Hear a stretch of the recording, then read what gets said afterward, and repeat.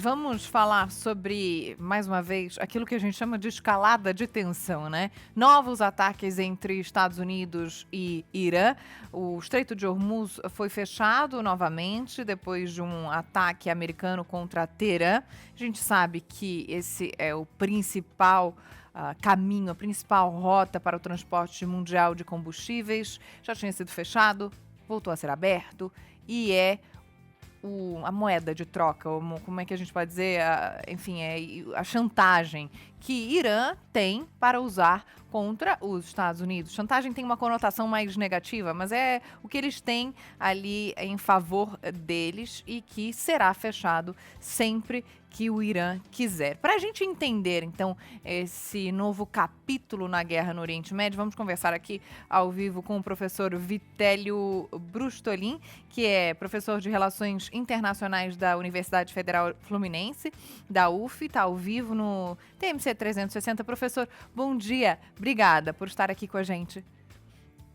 Bom dia, Joana, Felipe, bom dia a todos. Obrigado pelo convite. Professor, é difícil a gente saber o que vem depois. Claro que numa situação de conflito, de guerra, não tem como nós prevermos. Mas se tratando de Donald Trump, com todas aquelas declarações que mudam a todo momento, pior ainda.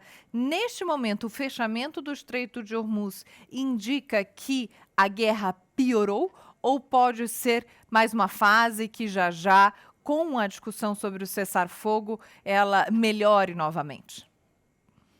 Joana, já é possível afirmar que o que vem depois é um acordo ruim do ponto de vista do Trump. Ele saiu de um acordo que o Obama fez em 2015, que prevenia que o Irã enriquecesse urânio acima de 3,67%, ou seja, um pouco acima de 3,5%, por 15 anos. Esse é o grau necessário para a produção de energia elétrica. O Trump criticava muito esse acordo do Obama e em 2018 se retirou unilateralmente desse acordo, e agora o acordo que os Estados Unidos tentam fechar com o Irã é de que o Irã não enriqueça urânio acima desse grau de 3,5% por 20 anos. Então a estratégia do Trump tem sido muito criticada, inclusive por senadores republicanos que afirmam que ele foi à guerra, que ele fez gastos, e que no final das contas vai conseguir um acordo muito parecido com aquele do seu antecessor que ele criticava. Então tem senadores, inclusive republicanos, como eu mencionei, o Lindsey Graham, por exemplo, que é da Carolina do Sul, o Ted Cruz, do Texas, o Roger Wicker, do Mississippi, o Mitch McConnell, que inclusive é cotado para ser candidato à presidência do Kentucky, todos eles republicanos e todos eles abertamente contra a estratégia do Trump nesse momento, Joana. Então, professor, dá para a gente analisar de um ponto de vista mais abrindo a lente, né? Saindo um pouco das árvores, indo para o bosque completo chamado planeta Terra, né? Que esses 4 meses, ainda são 3 meses e meio, mas vamos arredondar, nesse 4º mês que nós temos de conflito, os Estados Unidos acabaram não obtendo nenhum passo concreto para frente, né? E mais que os Estados Unidos, o governo Trump, como o senhor colocou, né? A arquibancada dos Estados Unidos já está bem mais que dividida, questionando os gastos, questionando os problemas geopolíticos. E do outro lado, né, há um regime, desde 1979 em andamento, sofreu muitas baixas, né, porém continua vigindo, né? E é interessante que antes de fevereiro a gente comentava sobre pessoas, grupos no Irã que estavam se manifestando contra a repressão, sem internet para se manifestar. Então a pergunta que fica, né, médio prazo será que no fim das contas vai continuar tudo a mesma coisa? Sem falar na questão de Israel no sul do Líbano, né? Bom, Felipe, é interessante que a gente coloque aqui alguns critérios para responder essa pergunta. Então, qual era o objetivo dos Estados Unidos com essa guerra? Segundo Pete Hegseth, secretário de Guerra dos Estados Unidos, o objetivo principal era acabar com a projeção de poder do Irã.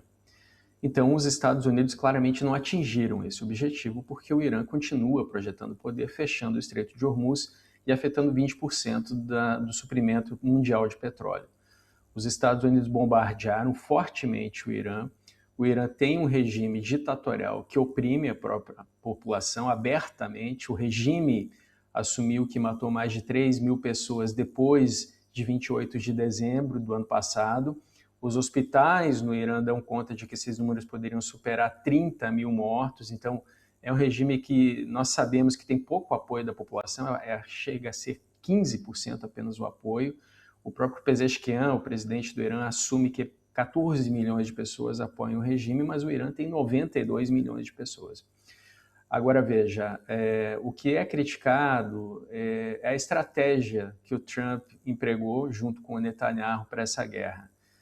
O que se tem afirmado nos Estados Unidos, outros colegas também têm batido nessa tecla, é que se tivesse negociado com o Irã, o Trump teria tido resultados melhores que não afetariam a economia mundial, que não mataria tantas pessoas e que, no final das contas, não se pareceria tanto com o acordo que o Obama fez em 2015, que foi negociado.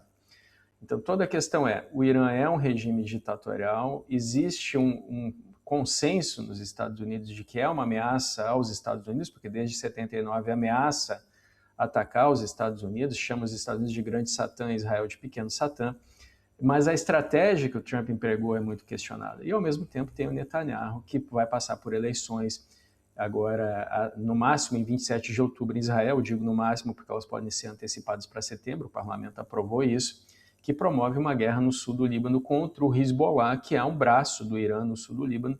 Inclusive foi criticado, o Irã foi criticado pelo presidente do Líbano recentemente, na última sexta-feira, Joseph Aoun, dizendo que o Irã não tem direito de municiar esse grupo dentro do Líbano, se opondo a Israel, que as pessoas não aguentam mais essa guerra, Felipe.